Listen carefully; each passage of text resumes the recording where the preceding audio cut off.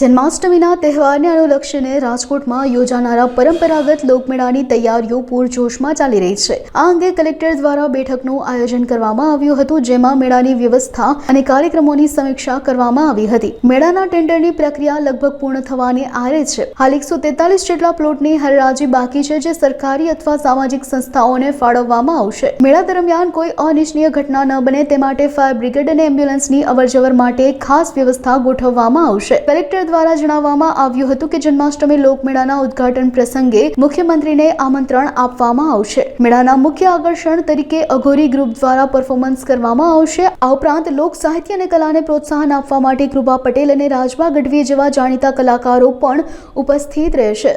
આ વર્ષે આપણે લોકમેળો જે છે આની અત્યાર સુધીની મોટાભાગે તમામ કામગીરી જે છે આ પૂરજોશમાં ચાલી રહી છે। ખૂબ સારો પ્રતિસાદ તમામ રાઇટ્સ ઓનર દ્વારા પણ મળ્યું છે અને અત્યાર સુધીમાં આપણે તમામ પ્લોટોની હરાજી કરી ચૂક્યા છે। ઓનલી 143 પ્લોટ્સ જે છે અને આમાં પણ મોટાભાગે નાની રાઇડ્સ હોય, ચકરડી હોય અથવા સ્ટોલ્સના બાકી છે।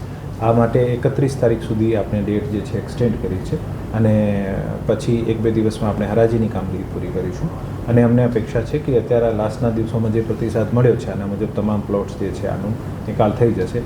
જ્યાં કદાચ નહીં થાય તો પછી બીજી સંસ્થાઓને અથવા સરકારી સંસ્થાઓમાં પણ ઘણી બધી માગણી છે, આ તમામને આપીને આપણે ત્યાં એક સુંદર વ્યવસ્થિત મેળો છે આને માટે પ્રયત્ન કરવામાં આવશે।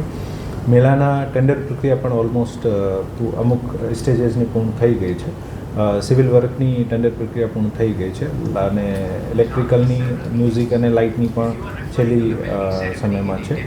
માહિતીની પણ છેલ્લા સ્ટેજમાં છે અને અમુક એક્સરસાઇઝ જે છે પૂર્ણ થવામાં છે, જેથી આપણી જે પણ ટાઈમલાઈન જે છે આ સમયસર આપણે ચાલી રહ્યા છીએ।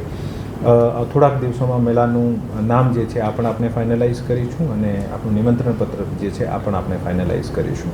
હું આપના વતી તમામ રાજકોટના નગરવાસીઓને, સૌરાષ્ટ્રના તમામ જનોને અપીલ કરું છું કે આપણે વધુમાં વધુ આ મેળામાં પાર્ટિસિપેટ કરીશું અને આ જે મેળો છે આનો આનંદ। સાંસ્કૃતિક કાર્યક્રમમાં આ વખતે અમુક અટ્રેક્શન્સ એડ કરવામાં આવે છે। એક અઘોરી ગ્રુપ દ્વારા એક ખૂબ સરસ બેન્ડ પરફોર્મન્સ થતી હોય છે। આ એક ખૂબ જ લાઇવલી અને વાઇબ્રન્ટ ઇવેન્ટ હોય છે। સાથે સાથે કચ્છના મ્યુઝિકલ આર્ટિસ્ટ છે અનિરુદ્ધ આહિર, આનું પણ એક ઇવેન્ટ રાખવામાં આવ્યું છે। અમુક બીજા પણ આર્ટિસ્ટની જે યાદી ફાઇનલ થઈ છે આપ મેળવી શકો છો અને તમામને તમામ આ જે મ્યુઝિકલ આર્ટિસ્ટ અથવા કલ્ચરલ ગ્રુપ્સ જે છે આના દ્વારા પણ મેળામાં વધુ અટ્રેક્શન્સ ઊભા કરવા માટે આ વખતે પ્રયત્ન કરવામાં આવે। અત્યાર સુધીમાં ફાઇનલાઇઝ થઈ રહ્યું છે, આ બધું ફાઇનલાઇઝ થશે પછી આપણે જણાવવામાં આવશે। વરસાદમાં નોર્મલી મેળો આપણો ઓપન થતો હોય છે, અમુક જગ્યાએ મંડપની વ્યવસ્થા આપણે કરતા હોઈએ છીએ અને એવી રીતે ગયા વર્ષે કારણ કે આપણું મેળો જે છે આ વરસાદના કારણે ધોવાઈ ગયો, તો આ વખતે પ્રયત્ન કરીશું કે વચ્ચે સપોઝ વરસાદ આવી જતી હોય તો અમુક આપણે પ્રબંધ કરીએ જેથી અંદર જે રાહગીરો છે આને થોડી આ તમામ ભીડ નિયંત્રણ માટે આ વખતે સ્પેસિંગ જે છે તમામ સ્ટોલ્સના અલોટમેન્ટ આનું જે સ્કેચ છે આના ઉપર ધ્યાન રાખવામાં આવ્યું છે। એક પેરેલલ ઇવેક્યુએશન પ્લાન પણ બનાવવામાં આવ્યું છે કે મેળા દરમિયાન કોઈ ફાયરની અથવા કોઈના હેલ્થના ઇશ્યુઝ થાય તો એમ્બ્યુલન્સ અને ફાયરના મૂવમેન્ટ માટે ડેડિકેટેડ રસ્તા હોવા જોઈએ, આ પણ રાખવામાં આવે છે।